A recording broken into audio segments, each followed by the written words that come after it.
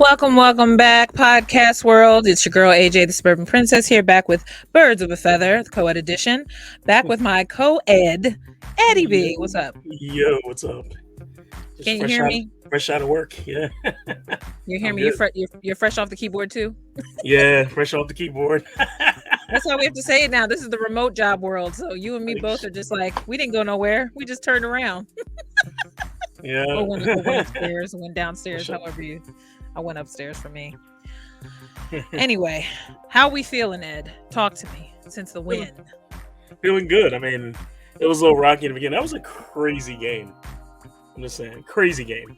Like the points, like I mean, I knew. Remember, I said it was going to be close, so I didn't think it was going to go like that. They were going like punch for punch. It was like you did, and that's why I said I wanted this specifically for you to start, because everything I look back at when I watched the pod again a couple days ago, I said Eddie said he wanted 3 sacks, and that's why I texted you the other day. How many sacks did they get? I think they got 3, right? Yeah. So, and then I said I wanted Sweat to get 1. He did get a sack. Yeah. So that was right. And I then said BG. BG. You said BG. I said BG, so I got one of them. Right. So we did. And the other ones came from other people. So I mean, right. But we're pretty much on the money. I mean, and then you said it would be close, but then look what happened. It kind of got blown Slay open. almost got his pick too. Slay did, but he helped Reed out. It went off his helmet. It went over his helmet. You could tell he was looking around when I looked back at it. He was like, "Where the hell did the ball go?" I know. Then he was right there. Yeah. Shout out to Slade too, because he rang the bell for the Sixers game this past week. Shout out to the rookie, Blankenship. Yeah, Reed Blankenship. He came out and hey, he did his thing. He had interception. He was in on a bunch of good tackles. Yes, he was. I mean, I was impressed. That first interception, Eddie, did he not look like he flew out from another corner? He came out of nowhere. He came out of freaking no. I kept watching it back, and I even tweeted it the other night because you know how you still thinking about it when you're going to bed, because I was, me, I watched the post stuff, and I'm laying in bed going, no, seriously, I typed it, I tweeted, I'm like, where the freak did he come from? Because I didn't even see it. I think even the camera guy was like, what the freak, what? And then and that just showed him. That's how you can tell the guy never saw him. Right. He never saw him. Never saw him. I think by the time Rodgers released the ball, I think he wasn't realizing how fast that kid was coming up. He just jumped the route. He jumped the route. And because you saw what's in his hands, he was like, yeah. I was like, oh shit. Well, he's looking like, what the hell? Congratulations on the Eagles now at this point, because like we said, we wanted Aaron. I told you I wanted him to eat turf. He did eat turf, and he hurt his ribs. So sorry. Whatever. I'm more worried about TJ Gardner. Go ahead. Yeah, me too. A lacerated kidney. Yeah.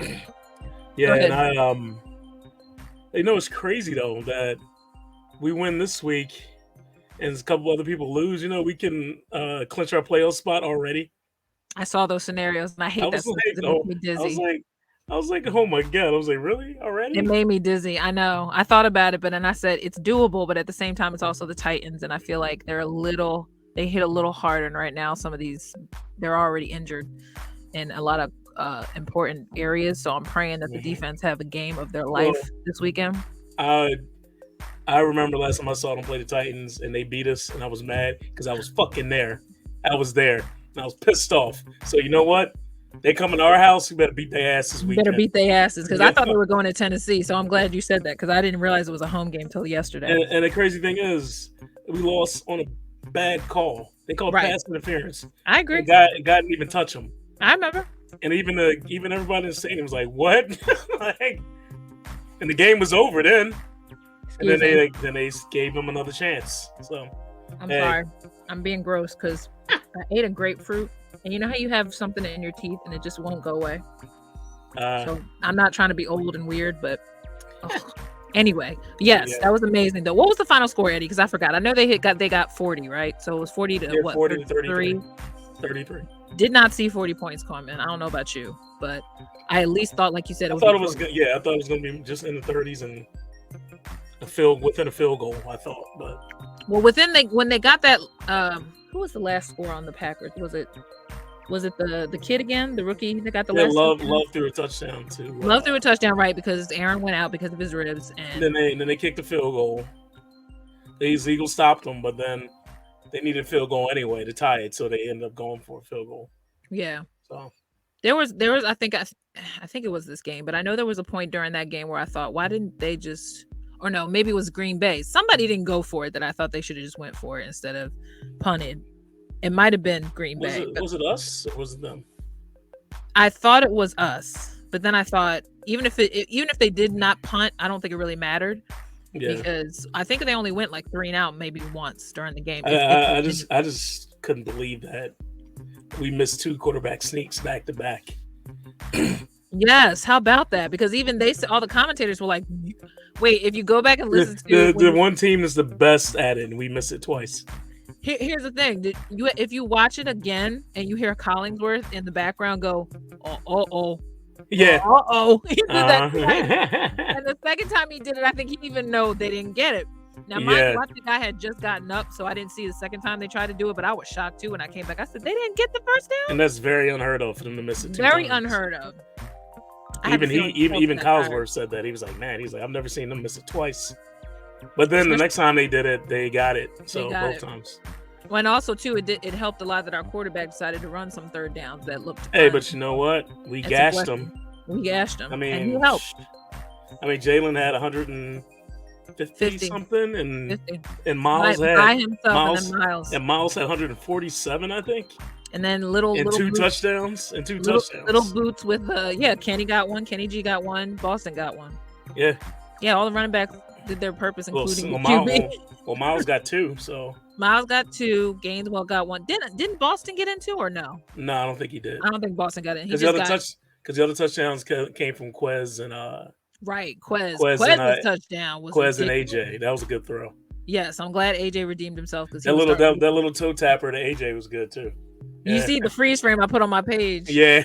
I said I need somebody to put the Michael Jackson effect on there. Go because his feet were up just like that. I just want to be like hee.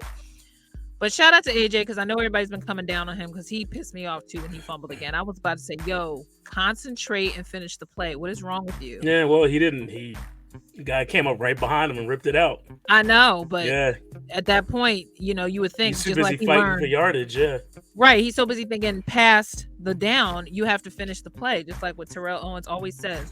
Worry about where your feet go later. Just complete the play.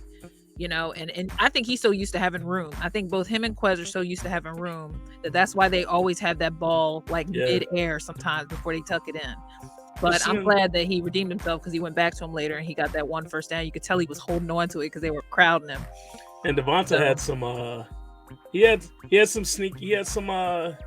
He caught a couple that were like first down catches. Ridiculous. Which were good catches too. He made good. That kid good on the corners. He's good in the middle of the field on the side. That kid guy. runs some his routes are crazy. Oh yeah. Even Collinsworth giving him his props. He was like, how he was running his routes. He stopped. And the guy just lost him. He just like. Well, thank God for all the nerds out there that somehow get the other angles, and they they re-edit them. But I've seen a lot of guys repost different angles, and I'm always been impressed with the way Devonta runs routes because I thought that even before AJ came, he was kind of the model guy because some of those guys weren't running their routes correctly. You could tell. I mean that was Jalen Reagor's struggle was that he was never really finishing or starting routes at all. Did I ever send you that? Ever seen that video? I sent you that video of Jerry Rice, didn't I? Old school yes, you Jerry did. Rice. Yeah, I think you did. Yes. Crazy. Like that's what it kind of reminds me of a little bit. Jerry Rice. Well, yeah. Jerry Rice running the routes and breaking dudes' ankles because Jerry was never blazing fast. But you could never keep up with him because he would fool you every time. And that's the thing. Sometimes it's not about how fast you are, but do you understand the way to evade the defender? Yeah. And still concentrate and catch the ball and keep your feet under you. That's the thing. There's like 3 things you got to think about when you catch. That's why I can understand why some guys fumble or some guys lose their head.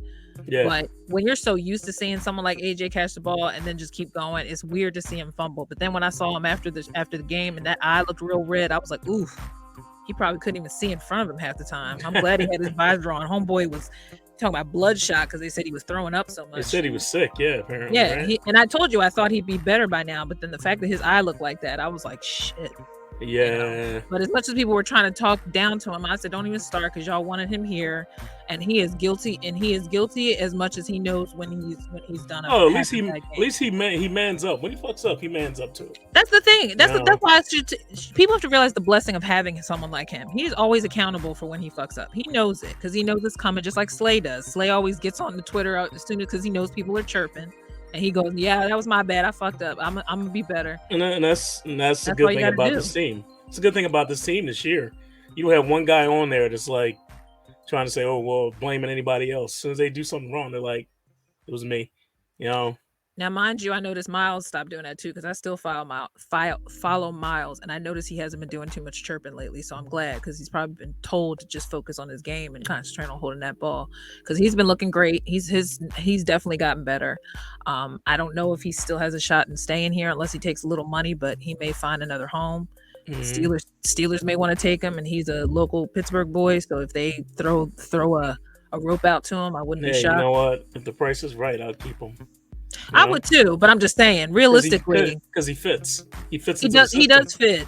Yeah, I mean, you need a patient runner with that line, a guy who can right, because he follows his guys, which I love to see. Which he's working with Stoutland. He even said that he's working with Stoutland this year.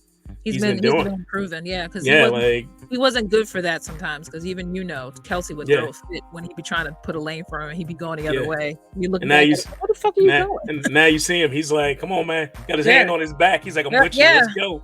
Let's go." I do notice that. Yep, that's how you know there's growth. And here's the thing. This is the thing that I always worry about when players come into because there's a lot of guys that are probably not going to come back next year just because there's a lot of free agents. There's a lot of guys that they know they can afford. But with Miles, I feel like it's almost like BG, where you've been through so much pain and so much growth. Why would you want to start somewhere new, go through the whole 90-day period? I get it. Unless you love the game or they just give you a bigger contract. Well, yeah, that's the question. What I mean? Yeah. That's the question. Does he want to win or does he want money?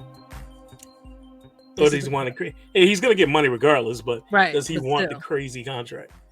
But you got to remember one thing: they're not paying running backs like they used to anyway. No, you said that. You did say that. It's always running. It's been running back by committee in a lot of places. Not many people have that one running back who carries about 80-90% of the load. Except for the Titans. But those guys, again, he's worth it though. But have you noticed he's been getting hurt a lot lately? Yeah. And like I said last time when we talked, I said there is a way to get him to fumble the ball because he's probably still hurt. So you gotta, to me, it's all the defense has to focus on the technique of getting the ball away from him, not necessarily trying to hurt him. And if they can wrap him up, which I notice only maybe Bradbury and Epps maybe sometimes could wrap him up. They're going to I think Edwards should be able to get him too. Who? TJ Edwards. Oh, duh, yeah. Well, he's the one I'm never worried about. I'm just worried about the other guys that always have an issue with wrapping. The tackling, yeah. Right. So that's why I say Bradbury's good at wrapping people up because he's a veteran. He knows better. But the other guys, sometimes it just slips through. And sometimes it slips through with Avante too, but Avante's still not there. So they need to make up for that whole gap. That's gonna be a lot. Yeah, we may see less of Reddick up on the line. I hope so, because with that big motherfucker, he's gonna have to stay in the box and watch him. One of these guys is gonna have to. Is he gonna have to be the spy? Is that what they call? Or not even he's not a spy, but he's gonna have to be in that front line he's gonna be that first defense before he gets into the secondary. Okay. So, but we'll see, because and Sue is good against the run, and so is the guy. I mean, they didn't give up. They didn't do too bad against the run in this game. No. They gave up some big plays, but I mean, Aaron Jones is ridiculous. So. Aaron Jones, but they still didn't give up. They didn't get gashed. They didn't get gashed. There was maybe a couple deep runs, but he didn't. If they got a touchdown, it was probably because somebody was again out of position when they got close. But other than that, our boy Epps got burnt a couple times. Oh yeah, no, he did. But again, we can't expect much because he's honestly done more than anyone ever thought. Oh yeah, I'm not mad. He just had a bad game. That's all. He just had a bad game, and I think that there's always going to be limits with someone his size, and the fact that he can get to someone and actually hit them hard is good for him. But he also has to watch himself because I don't know. I gotta see who's healthy though now. Kayvon Wallace is gonna. Is he the safety? He's gonna have to step up. Wallace did some good tackling last night. He's gonna have to play the other night. And if our special teams does not show the fuck up, let me tell you, because when they play Dallas again, it's gonna be embarrassing. Because that Turpin kid will get a touchdown on them. Somebody don't knock that kid out, man. I'm just saying, like, there's too much space in the middle of the field. That one dude got what, 50-something yards? Yeah, make him afraid to run. Like right now, nobody's afraid to bring that ball out the end zone.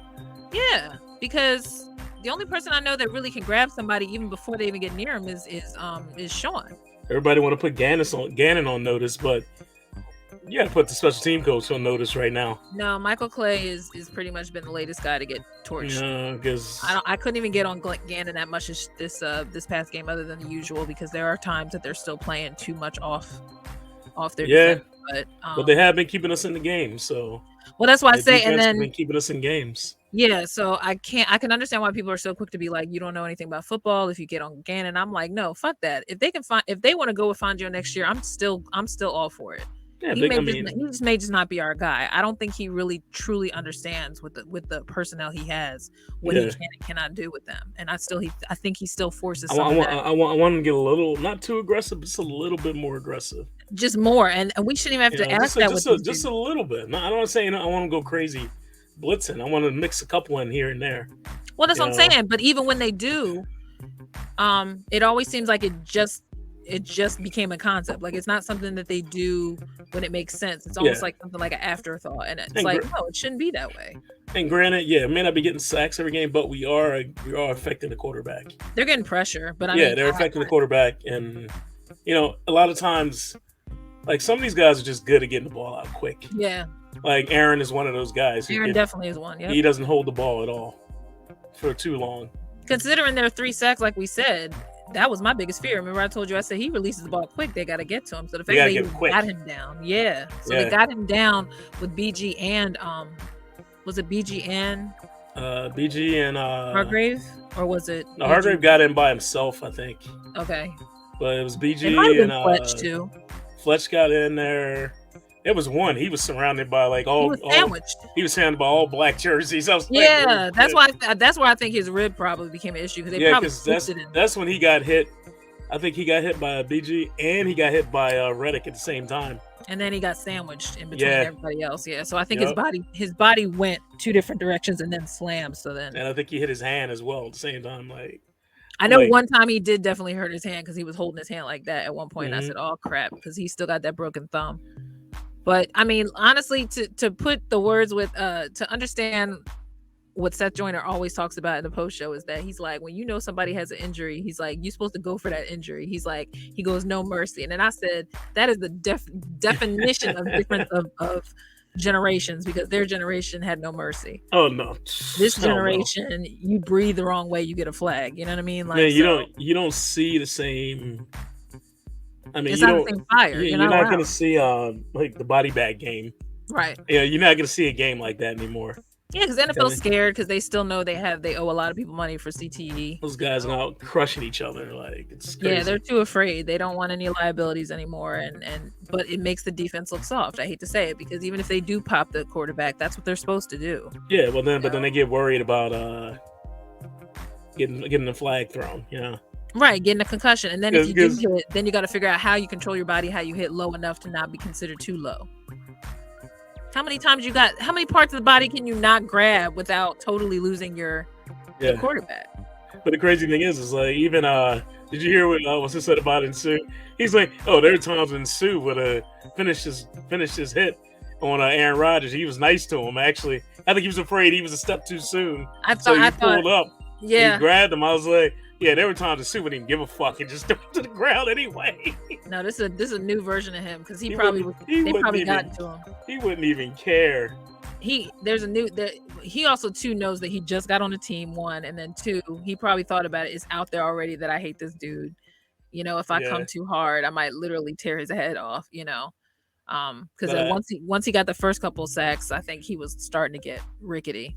So I did like this story they put up about him. He was saying They showing him and his twins, his twin Yeah, boys. his twin boys. Yeah, Yeah, I didn't realize they were that young. Wow. I didn't either, but they big little They're young like kids. two I or was about to three. say, but they long Yeah. as hell. I said for Well, 2 years old, them no, he's boys. a big son of a bitch in I the game. know.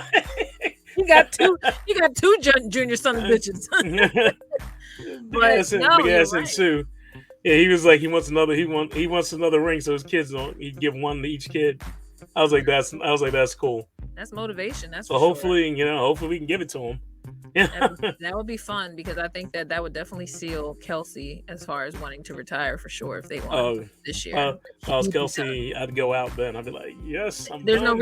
no reason to come back after that. You already did you got about 170 games? 170 starts. He beat what's his name?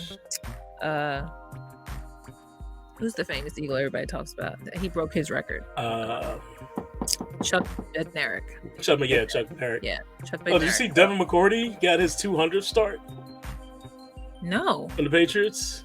Oh, his twin. Okay, because I'm thinking the other one's on Good Morning Football. I'm like, I forgot there was a twin. Yeah. Yeah. Mm-hmm. Yeah, he got his 200 start. They were talking about that. That is crazy. A lot of these cats is still chilling, just waiting for. Because he even said, he was like, "Wait, has my brother been in the league that long?" And he was like, "Wait, yeah." He's like, he did the math. He was like, because even the Patriots called him and asked him. He said they were like, "Hey, do you think? I think it's your brother is about at his 200th career start." I was like, "Wow." Wait, were both twins on the same team? I thought they were briefly. And maybe when the other one came from another team and just to retire or whatever. Yeah, let's look it up right now. Look up the stats. Why not? While you're doing that, I wanted to talk about the fact too that we were just discussing before we started hitting record that we're going to have some return of our injured birds. So I'm very excited that Big Baby Davis has been activated for the 21 practice window, which doesn't necessarily mean he will play this Sunday versus the Titans, but it's exciting to know that the big baby will be out there with the boys again. How it affects Linville and Sue, I don't know yet. It might be actually an advantage for him because maybe he can come off the bench later in the game, or maybe they can start with him to see how he looks and then put the others back in there. Usually around that time is like fourth quarter, third quarter, after the second half begins, that they start kind of being a little lax with the defense. So maybe they'll put him in there just to see how he holds up. Because I know it was a foot injury, ankle injury. So that's probably why they want to be ginger with him, because he's already a thickie. But I'm glad to hear that he's even activated for practice. So what'd you discover? So he did win a Super Bowl with the Patriots. Okay. He's going to retire this season. Okay. So it's Devin and Jason, right? Yeah, he got picked. He were picked by the Titans. Okay. Yeah, and Devin was on. Devin. Well, Devin was with the Patriots, correct? Yeah.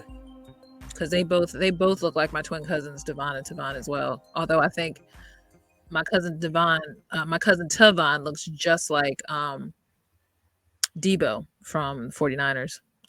Devin's still playing, isn't he? Too? Devin's the one who's still playing. Jason's the one who's on Good Morning Football now. I knew one of the McCourty twins is still playing, but the other one's on Good Morning Football now. But that's cool. I think he just retired. Yeah. Well, that's awesome. Either way. Yeah, they both played on the same team for a minute. Yeah. I do remember seeing both of them together because I think I've seen maybe one of those random, like where they're showing people who are mic'd up. They might have shown them on the sidelines together. I don't think they both. Well, Devin played his whole season, his whole career with Patriots. Yeah. Yeah. The other one I think just came from another team, from the Titans. So. Well, yeah, he was picked up by the Titans first, and I think he was he might have went over there. I think he had a stint in Miami and somewhere else too. So. Yeah. Wait, shout out to some of our favorite favorite for me, but some of our other Eagle players that went on to other teams and are still playing pretty decently. Shout out to Mac Hollins on the Raiders. Homeboy has had a new life over there, because I know he's been on like 50-11 teams since he left. His team is trash though. Yeah, but but honestly, like, Mac looks bigger. He looks more present. Yeah, I'm happy to see him actually. Yeah, do something. Revitalize his career, because I was afraid he wasn't going to do anything. I didn't think it was going to be anything other than that one deep pass that Carson gave to him that Monday night. That was pretty much his only. And the thing is, the Eagles gave him every chance to. I know. For some reason, I think maybe they tried. I mean, they held on him for a Too minute. long. Yeah, I agree, too long, because honestly, after that, like I said, after he became the backpack boy, after he got that deep pass from Carson, it was like he didn't really match up to that, and yeah. then Nelly kind of And he had took his his time. shine. He had his time to shine. He did. They Because both did. it was Him and that Nelly time. both. Because it was that point where we didn't have any receivers, and it was just Mac Hollins was there. Everybody else got hurt. Mac Hollins was still standing, and Greg Ward was the only one who showed up. Greg Ward was always the guy you could rely on at the end of the season to catch that corner pass from Wentz or for whoever. Because I think he did it with Hurts too. But yeah, he was also throwing to he threw the tight ends more, and he's also throwing to Sanders. True. Sanders had a lot of receptions that year. He kind of had to. Right. Yeah. I went back when I rewound and looked at the 2019 season. I have to admit there were really good plays that obviously people will forget now because it was a forgettable season. But that was 2019 was the year that I was talking about where Miles went off when they were playing in Buffalo. I still remember that one catch. He was standing at the corner of the end zone, falling out, and Carson needled it right to him between two defenders. That was the Redskins game. Because we were like, oh shit. I was like, wait, what's going on here? Where'd the ball go? Yeah. Yeah, where'd the ball go? And he threaded that thing. That was the Washington game because I don't even think Carson thought he caught it at first, and then he stopped. He probably couldn't see because it was defenders all around him. And that's the type of stuff that Carson annoys me at the same. He can do some amazing stuff, and then he can turn around and be totally clueless. And it'd be like, how do you do that? Like, how do you suddenly not know how to play a game after he had the most stupidest throws throughout his career when he was here. Well, I look back at it now, it makes me angry that he can't follow through with everything else. I think there's an arrogance about him, and I'm starting to feel that way now. I didn't want to, the coachability about the fact that he's not an easy player to coach. Yeah. And I think that kind of fell into play a lot with him. And I didn't want to believe it at first. Because he had the talent, he has the talent, he has the arm, he has everything. Yeah. But it just the mentality, the game's mental too. Yeah, That's one of the things he didn't have. Yeah, he doesn't have a humbleness as much as I thought he did. I thought he was willing to work with people, but I think after a while, if you got three coaches, having the same issues, and mind you, Juan Rivera will never probably publicly diss him like some people have freely. But, I think he wants to believe that he's still got a future, but I think he knew. He just didn't want to prove everybody right until he was injured, and that was his excuse to be like, I don't need to go back to him now. I think we got a guy who knows how to do this. And I still think they did him. I think they did him dirty in Indy. I mean, oh, they totally did. I'm still, regardless of who he is now, I do agree that they did. Because it wasn't his fault that Indy was losing. It was the defense. It was already a decrepit thing. He had no O-line. The defense was so bad. And now they're good, but he's gone. And then you see Ryan wasn't any better. So who's really the bad guy? Yeah, he's putting up. I mean, there's games he scored 30 points and they still lose. They still lost. Yeah. Granted, he didn't help throwing it in the end zone right at the key moment, but still. Then they're making at that point they're making him force it in. Right. What is he gonna do? Right. But. No, I mean that's what the lesson learned. That's what I'm saying. I'm bringing it up only because it's funny how quickly that the Eagle players that we did have suddenly either flourish somewhere else or they just stay exactly the same. And I think with Carson was an exception where he just pretty much stayed exactly the same. I mean, we just played one this week. I mean, Russell Douglas has had a good run with Green Bay. Yeah, and then that one play that they just threw on him twice, and I was just like, "Yo, Russell, you were showing everybody up 2 seasons ago. What happened, man? You were in the Super Bowl, and practically in the Super Bowl, practically in everything, and now it's like." What happened? He forgot how to play, or he was too scared to play against his friends. I don't know, but yeah. But how about it? I think that at this point, the Titans game to me will keep me on my tippy toes strictly because I know that they're a very physical team. I know that King Henry ain't no joke. Yeah. I'm like you now that CJ is gone, who was pretty much our fearless interceptor besides Slay. I just don't know if Slay has that help that he might need. I'm praying that Reed shows up even more than he did in those glimpses. I think he will. I don't doubt it either because I'm sure he wants to prove himself now. And there was a reason why we got him, and the reason why they're making room for whoever. And then I wouldn't be, although I don't know, it's Wednesday. They may not bring anybody in this last minute, but no. It's probably gonna be a practice squad guy they might throw in there. Maybe they rotate Epps, Wallace, and there's one other guy. What's his name? I always forget his name because he doesn't know. Josh Jobe is a corner. He's a QB. He's a CB. I don't know all those positions very well. Yeah. I just know I'm trying to think of the names of the guys. This guy's a safety, and he's Oh my God, why is it like losing me here? Well, He's I just know that's my worry about them not being able to keep King Henry down. Because yeah, middle of the field, and honestly, this would be nice if they showed up and put N'Kobe out there for whatever reason, because N'Kobe might help.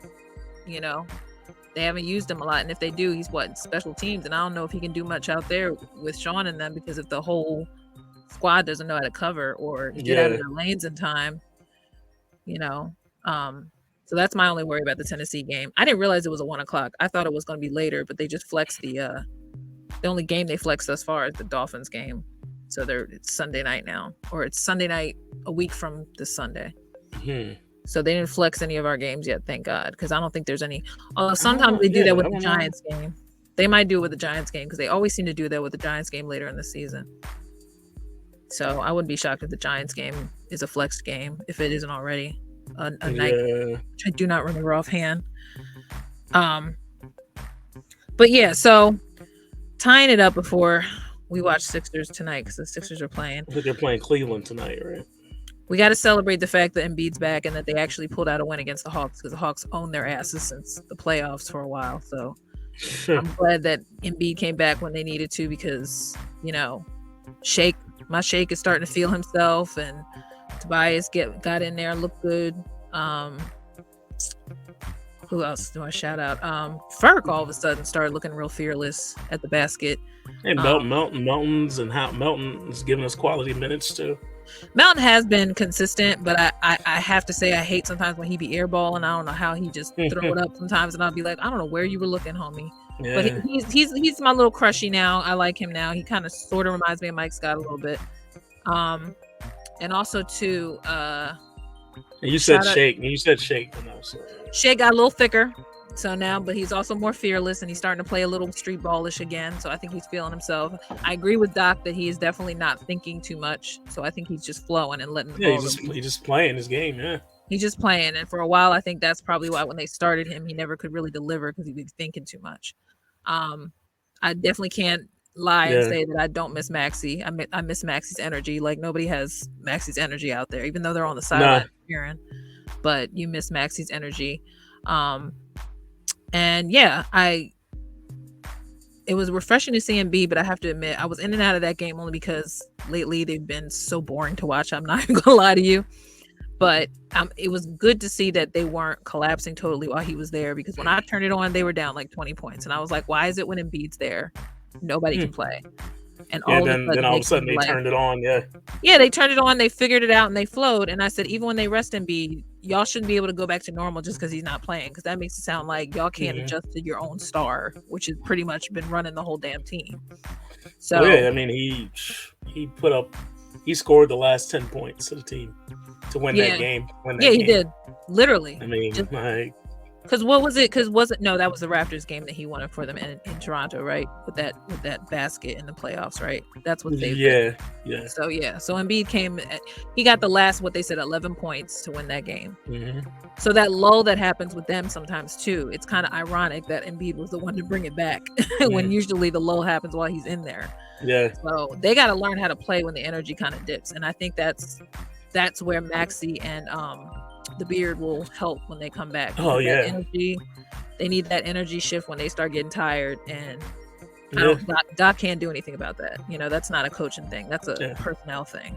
And Tobias had another solid game. So I mean, Tobias came and started doing some stuff that I ain't seen him do in a minute. That's why I said he's just in a different headspace. And as much as people always want to crack on him when he's having a bad game, I'm like, I'm gonna let him have a bad game, because if there's one thing about Tobias I've learned, is that he's never going to be that star player, but he's always going to be a strong role player. And I think that's just as important come playoff time, because you don't need more than one star on a damn team, honestly. I mean, Maxey and Embiid is enough, and Harden, so you can't even get more greedy. And if Tobias can give you 20 still, hey, that's double money. Digits is fine. That's money. That's Shake money. almost had a triple-double the other night. So if Shake can even get there when say Tobias is sitting, that's good. Yeah, he had a double. Tobias had a double-double that night. Yeah, and Shake almost had a triple-double. So that's what I'm saying. Like, if these guys are starting who've been normally strong role players, then that should be good enough.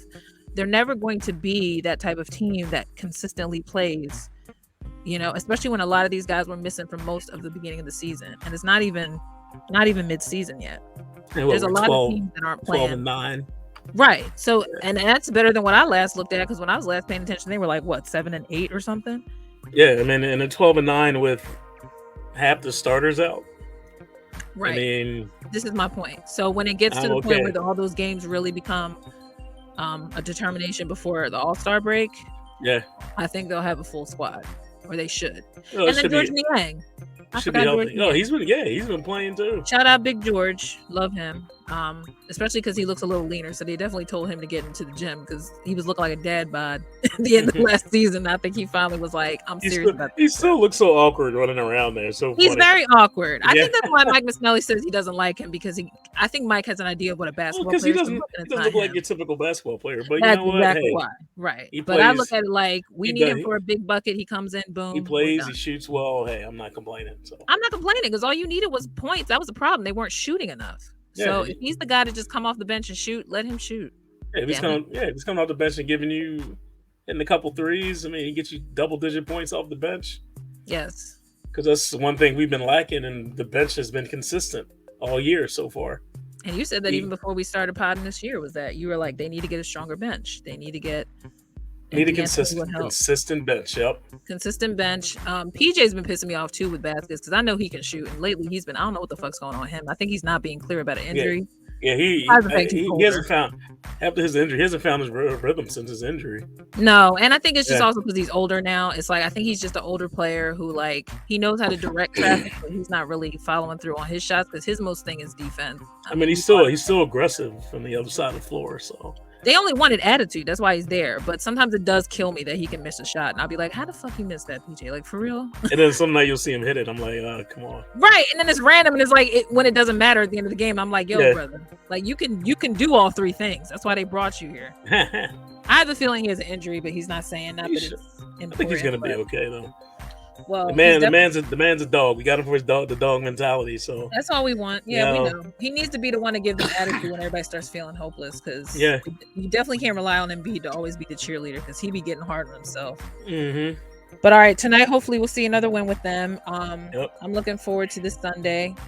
Tomorrow night, I'm definitely interested, because I definitely want to see if Josh Allen can pull it out against the Patriots, because the Patriots are starting to feel themselves again a little bit. That's Thursday, right? Tomorrow? Yep, Thursday's game. So that's why we got a good Thursday game to watch finally. For once, I know. Yeah, and how many? There's only Patriots have been looking good too. So I mean, that's what I'm saying. Like and I want to see. I'm hoping Josh don't have a brain fart and do what Wentz does, where he just chokes the game away at the end. What he's been doing this year a lot, and I'm like, I don't understand, because Josh, you and Diggs are usually like together, and sometimes he just goes on his own shit, and I don't know what he's doing.